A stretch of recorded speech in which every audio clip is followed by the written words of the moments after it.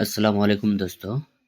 आज मैं मेरे साइट पे आया था काम के लिए, तो वहाँ पे बगल में एक काम चालू था।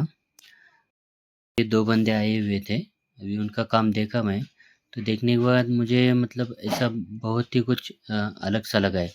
जैसे कि पहले उन्होंने डाई का पाइपलाइन किया है, आप देख ही पा रहे हो, डाई की पाइपलाइन के ऊपर से 4 इंच का पाइप डायरेक्ट घुमाया है।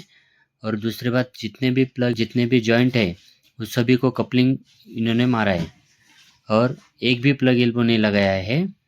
और जहाँ पर भी जॉइंट है वहाँ पे डायरेक्टली उन्होंने SWR का कपलिंग यूज़ किया है। आप डाई का भी देखोगे तो उसे भी डोर बेंड नहीं है, 4 इंच वाले को भी डोर बेंड नहीं है।